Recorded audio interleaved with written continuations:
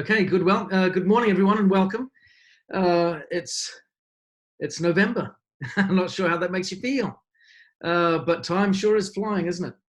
I want to talk today about, um, I guess, a couple of subjects that kind of dovetail. Some of you may find this. I'm not sure if this is a hugely motivating subject, but I think it's an important subject. And I think what's critical is, as you know, I always strive on these calls to make sure that there is relevance to the team and to the field as much as possible with what we're dealing with, what the struggles are, what the challenges are that some people face. And like I said, a lot of it will come from feedback that I get from one-on-ones and from coaching sessions throughout the previous week, where I go, oh, that might apply to a number of people. I'll share this theme in my call. Today, my feedback doesn't come from coaching. It comes from a newsletter that I subscribe to called The World of Direct Selling. I'm not sure if any of you are subscribed to that, but it's kind of like an industry newsletter that goes out and it gives you updates on different company performances, performers. You get feedback or insights from experts that consult and work with network marketing companies in the direct selling industry and so on. And every now and then you get some really good nuggets there. But I want to talk about an article that came up here because it really struck a chord with me, and I have to admit it grated just a little. And the article, I'm not sure if you've heard, but there was a court case recently. You've heard, of course, over the past few years, the big ongoing issues with the FTC and with Herbalife, and the ongoing saga that's been kind of playing out and unfolding.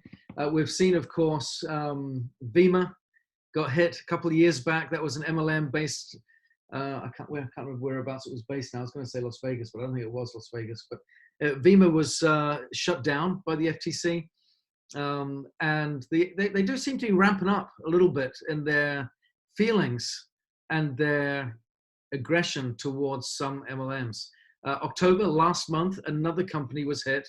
And I want to share with you a little bit. Now, to preface, this isn't a scaremongering call. Okay, so just so that you know, it's not a scaremongering call, but there are certainly things that we want to take from this and learn and observe. And I'll share with you a little bit why I get frustrated when I read this article. But then I want to kind of talk about, well, what's the relevance to Nikkei and what's the relevance to us as individual business owners in this landscape.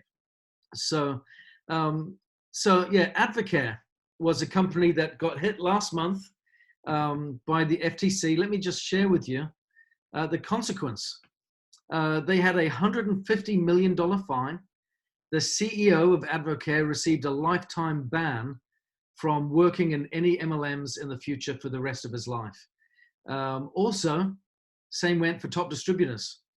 And the FTC they commented here, here's a quote, they said, it is significant that we have a large and well-known multi-level marketing company that is admitting that it operated as a pyramid. Now, Advocare are turning around saying, no, we didn't admit that. That's not the case. But here are the concerns, primarily, two main concerns that the FTC had with Advocare. Inventory loading. In other words, pay to play. Buy-in to activate or qualification for active rank, for commissions and so on. Exaggerated earnings claims. And those were the two key ones that really kind of hit them. Pay to play and front-end loading, inventory purchase, where the purchase of product is more designed to participate in the comp plan versus to sell product to customers. And of course, the high earnings claims that goes around the business opportunity. Now, and a $150 million fine, as you would imagine, that's quite a fine, isn't it? And I'm not sure how their CEO feels but a lifetime ban on ever working in his chosen career is not something that I would imagine has gone down very favorably for him. Apparently, I think I've heard on the grapevine that Nerium is also being hit right now, and their CEO is under threat of maybe even going to jail. Yeah, my goodness me, what's the deal? What's the deal? Now, why did I get strong feelings on this and think, let's talk about this here in Nikken? As you know, a number of years ago now, I was general manager of Amway when Amway got hit by an investigation with regulators and taken to court. And I was at the front end of that whole experience, which was a very intense, very critical business experience for that company. It was a horrible ordeal to go through. And I've also since then, of course, been in positions in the office where if things aren't done, of course, right, if it's the company's fault, you sort it out. If it's the field's fault, the company gets the blame because they didn't sort it out. Yeah, it's and of course I've been in the field too. So why do I share this? One, it baffles me sometimes that we keep on seeing companies in our industry getting hit with the same issues by regulators over and over and over again. Does that baffle you? Why is it that these companies keep on having the same problems, that they don't transform? They just keep on trying to keep up an illusion. Yeah, we need to make sure that something different happens there. Now, so I'm pleased to say I don't think we have issues from our company. I think the way that we're structured as an organization is fantastic. We have a very strong focus on product being delivered to customers, to end users. And when I was president of Nikken, we conducted a survey with thousands of participants, and 90% of respondents confirmed the reason they were interested in Nikken was because of the product. Yeah, which shows what is the greatest value that we offer to people. It's an opportunity to have access to great, meaningful, valuable products. And you look at our range, and it has significant value to everyone because we've gone to what we've identified as the vital elements of life. We need air to breathe, water to drink, we need a good night's sleep, and we need good nutrition. Without any of those four fundamentals, people die. And it doesn't take too long to get into that space. Yeah, a few minutes with air, not that long without water, not that long without sleep, not that long without nutrition. And what we've done is we've enriched those environments, made them better. So we offer genuine value at a reasonable and competitive price so that people can meaningfully and legitimately sell the product at retail and get retail profits into their pockets. It's been shown in our industry through our statistics, through the Direct Selling Association, that about 80% of networkers will spend about 10 hours a week or less in their businesses. 10 hours a week or less, which means they have also on average, when you're talking about the thousands that we've got, tens of thousands in the organization, the average will have about 10 or fewer people in their team. So where does the bulk of their income come from when this is the scenario? 10 hours a week or less and about 10 people in my group. The vast majority of people will earn their money through retail profit. And herein lies the problem for a lot of other MLMs. The problem that they face is they have excessively high product prices, which makes retail profit impractical, which means a lot of people come in having 10 or fewer people and they don't get the rebate, the retail commission. They don't really get the group overrides or the group leadership bonuses because they're not qualifying for that because of the size of their groups. So they work really hard and get little to nothing, but they buy in anticipation of getting something down the road, and that just fuels, in the eyes of the regulators, that concept of this this pyramid organization. We don't have that. So I share this really as a great reassurance that you see all these other companies that are really under threat, and Nikken has gone to great measure long ago to make sure that we play in a safe environment and do things right to protect your business. I remember years ago in my education in the office, learning there are certain things that we always need to make sure are never questions on behalf of the distributors. They should never question if their check is right or if it's coming on time this month. That's a question you should never have to ask. Yeah, and I'm pleased to say in the 45 years that Niken's been around, that question has never, ever, ever been something that someone's needed to ask. Is my check correct? Did you get it right? Is the calculation spot on with this? That's never a concern, and it's always on time. The other one, of course, is another critical one, that every product that is given to us in the field has gone through all of the proper processes beforehand legally to make sure that it's available to resell in a legal framework, so that you've got, it's compliant with all of the proper ticks and box all the ticks are in all the boxes for compliance, to make sure that it's available for resale and consumption in the markets that we're working in. That should never be a question in anyone's mind here in the field. And I'm pleased to say, again, that never has been a concern, and it never will be. Due diligence is always given to that. The other thing that is important, which people sometimes don't always take with the same warm embrace as those two, is the critical value that Niken or any company needs to put on protecting your business from a regulatory perspective, so that you don't get hit like these guys and these other companies are getting all the time. Niken does another great job of that, and they respond carefully and with prudence to protect our businesses, to make sure that we are doing everything properly. This is why we've got great prices with valuable products that we can sell at retail, and the vast majority can get wonderful retail commissions as they're selling the product and earn a good living from it if they work hard enough. Now, where is the danger that Niken could fall in, or Niken distributors could potentially fall, if we're not doing things right or if we're not properly informed? There's one area that springs to my mind, really, that I'm aware of, that I can think of, one area only. And that is product claims. Yeah, one of the challenges that we've got is when you've got 90% of the field have joined the business because they are very passionate about our products. And when you've got so many wonderful experiences that people have had, the challenge that we have is that we start to fall a little bit too close to the line in what some people might be saying about what the product can do. It might be their own personal testimonial, but we need to make sure that we are being compliant in what can be said versus what cannot be said.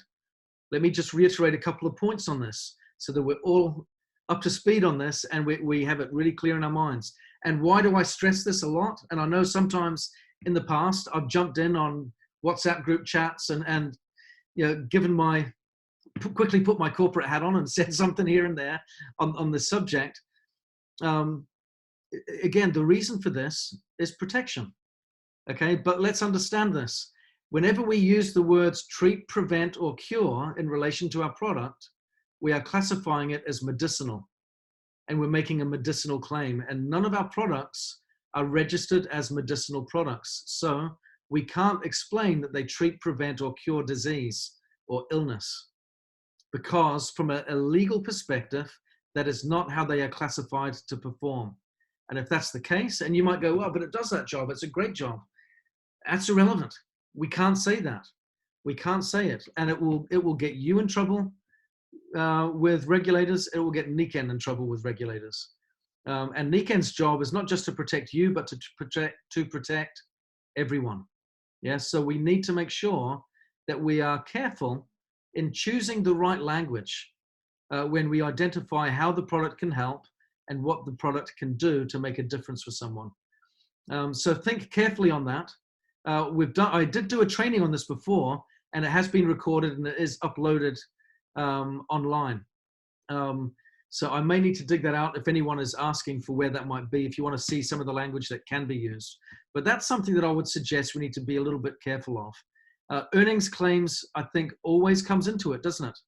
It's in every business that's been hit by regulators. I think in almost every instance, I don't even think I can think of an exception, but in every instance, earnings claims is always a concern. So we need to be careful as to how we position that. I think, again, we have a fantastic message that we declare. We talk about having, teach 3 to reach 3. We go out there and we have 5 customers at least. We generate 500 points of retail sales. This is that quality enrollment principle, isn't it? We each generate at least 500 points of retail sales. And ideally, if that was auto ship customers, wouldn't that be wonderful? Yeah. So we want to work towards having auto ship volume and activity to really keep that engine moving smoothly, so that we can manage our time more productively. Yeah.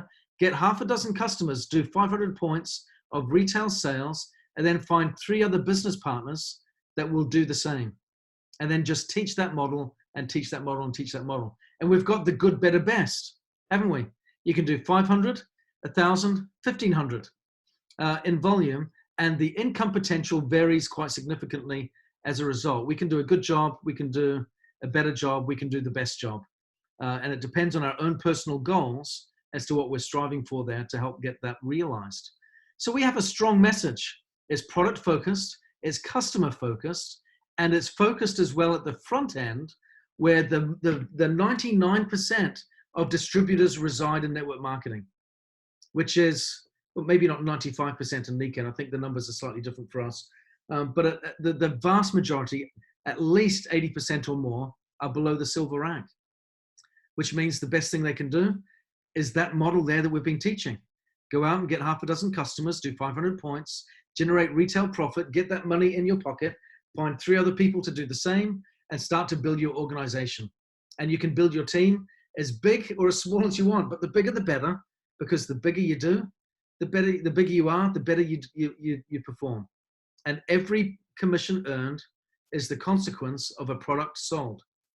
And that's a great story and a great message for everyone to champion and to advocate. Ironically, we've got this balance not quite right yet. We do great in sharing the product. We need to do better in recruiting others to the course, yeah, and get more people in doing that, so that the opportunity for a long-term business can be realized for more people. We did see, when we made these changes a number of years ago, an immediate increase in the average earnings of those at silver and below. In fact, the first month, the average check doubled when those prices were lowered. But what we've got to do is make sure that we share the message of teach 3 to reach 3. And it's not just reach 3 in recruitment. The message of teach 3 to reach 3 is teach 3 that will do 500 points of retail sales, yeah, to the customers, get that volume in. And again, ideally, this was overlooked and it's been neglected in our messaging. That 500 points is ideally auto ship. If we can build that in, then we can get so much more kind of working on autopilot, which is always the best way forward. So I wanted to share that, and I want to just share another last quick point here. Let me just pull up. I'm going to do a quick share screen. So here's the thing. This is one thing that I've noticed. I'm going to do a share screen real quick. On talking about the difference. Can you see that change versus transformation? This is a big subject, and I think for a lot of us, this is an important subject for us to consider when we talk about how we can make changes to our own business. In a simple definition, the stroke of a pen can make a change. Change happens very fast, doesn't it? Someone can change a policy, change a price. It's done that quickly, yeah? But that doesn't equate to transformation. Organizations create transformation, yeah? And in order to create transformation, we need to recognize and appreciate that that takes time. It's a journey. And why is it a journey? Because if you look to the right-hand side here, where it talks about it, it's centered on vision. It creates a future. It is driven by strategy, and it focuses rather than on methods and processes and policies, which is what change focuses on. It focuses on people, on mindsets and belief. Can you see the difference there? So the difference there, I think, is really important. If we want to create change in our business, We need to recognize that what we're really after is not so much change, but transformation. And if we want transformation to occur, which is long-lasting, deep-rooted, and meaningful and valuable, that we need to make sure that it is built upon the foundation of a clear vision, that is focused on the future, that is driven by clear strategy, and engages the hearts and minds and beliefs of those within our teams that will go out there and take action. When we do that, transformation will occur. If we're not doing that, if we just throw out the policies and say, this is the new rule, transformation won't happen. It will just create frustration. Yeah. And I read this great quote. Let me just read this out to you. Let me just read this out. This is by a man called John P. Cotter, great author, great business leader. He's talking about, again, some of the companies, big companies. We're talking Ford Motor Company, British Airways, General Motors, these types of sized companies that, like us, will experience from time to time environments of change. Because if there is one thing that is constant in life and business, that is change, isn't it? The regulatory environment changes, products change, people change, needs change, technology changes, opportunity evolves, demands and needs all start to morph into different things. Life and business is continually changing, and we cannot afford to stay static. And this was really kind of the heart of why I wanted to talk about these issues with these other companies. They stayed the same. They did what they always did. And what happened? Life and markets and business changed. It evolved, and it evolved past them and got them into trouble. Fortunately, Nikken has progressively been making changes. What is critical for us is to recognize that it is our responsibility as an organization to turn change into transformation. And this is what this man, John Cotter, said. He said these efforts on these other companies, he says, have gone under many different banners. Total quality management. They use all these different words. Re-engineering, right-sizing, restructuring, cultural change, turnaround. He says, but in almost every case, the basic goal has been the same: to make fundamental changes in how business is conducted in order to help cope with a new, more challenging market environment. Now, I share that to offer again, like I said at the beginning of the call, in talking about what's going on in these other companies and with regulators, it's not a scaremongering conversation. It's a reassurance message. It's a reassurance message that, one, Nikken has proactively for a long time been aware of the landscape and has made adaptations and changes along the way to keep us in a great place. Isn't that wonderful? Two, we've got great products that everyone joins our company primarily for because they love them. They offer real need and real value. Three, we've got them at a price that is genuinely competitive. And how do we know that that's the case? Because I'm looking, for example, I hope you don't mind me doing this, Bob and Sue Gruber. We've got some people here that do online retailing on a consistent basis. If the products weren't legitimately able to be sold at those types of prices, they wouldn't be able to do it. They wouldn't be able to do it, but they do. And there are countless people like them that sell product online month after month after month at the retail prices and get their commissions. Okay, so we've got evidence in our business that the prices are properly placed for meaningful competition, for genuine value. We're not the cheapest, but that's our goal is never to be cheap. Quality is not cheap. Value has a price. Yeah, and that's just the way it is. Excellence has a price. But we've got that. We've got great value here. We've also got a strategy, a clear vision for what we can achieve and how we can help others to do better. It's teach three to reach three. And it's focused on a balanced message of reaching out to customers, selling product to at least half a dozen that will buy the product on a monthly basis at retail, and you get retail money into the pockets of people front and center as quick as possible. And then we teach them to get 3 other business partners at least that will go out and do the same. We have a balanced message of good, better, best, 500, 1,000, or 1,500 points, of retail sales will improve your paycheck with Nikken on a monthly basis. What a great message. The only caution that we've got is don't get too enthusiastic in what we say the products do. We know that you've got the reason to do it. We know that there is value in the products. We know that there are testimonials coming out of our ears. We've got 45 years of stories that we're so anxious and excited to tell. But we've just got to exercise caution and restraint, as any good business owner needs to do. Yeah, as any good business owner needs to do.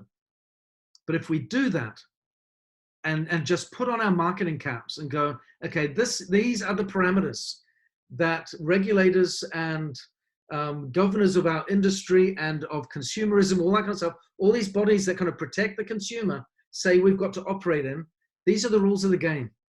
What can I say? What can't I say? And guys, it's not just Nikken or network marketing that has parameters. And it's not just Nikken or network marketing or any of these other companies that have regulators and watchdogs and government agencies that make sure that everyone works properly and in a protected and in a safe environment. The goal is always to drive best practice. And like I said, these big companies, British Airways, Ford Motor Company, General Electric, all these companies looking to constantly evolve because the landscape is constantly evolving. We need to do the same. So, message of reassurance. Let's keep doing the good stuff that we do. Be mindful of the boundaries.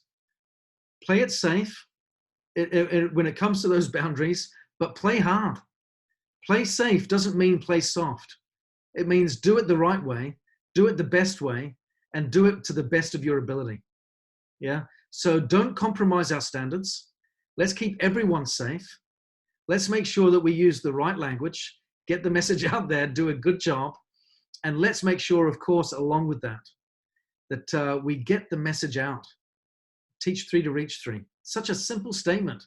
We've got the whole strategy summarized in one statement. Teach 3 to reach 3. 5 words. 5 words. And we've got a business strategy for everyone that joins. Isn't that great? A business strategy that works, that gets results, and that can genuinely make a difference for the masses. The 80+% of people that join network marketing that will just do a few hours a week. Yeah. And if they do a few hours a week doing that, they're going to do great and they'll get money straight away. What a great blessing that is. I just want you to know how pleased I am to be in a company like Nikken that can have that kind of message that we can deliver, that we can genuinely champion from the heart products that make a difference, an opportunity that is valuable and meaningful, and that we do that in a place with great people like yourselves. So let's keep doing it, but always keep an eye on what's going on around us. It's good to do. And I shared that today because I'm mindful not everyone does.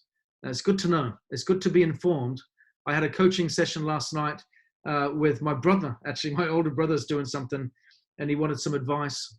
And I said, the critical thing, if you want to do a great job in getting your strategy right, do your research. And so I'm just sharing with you a little bit of the research of what's going on in the landscape that we operate in.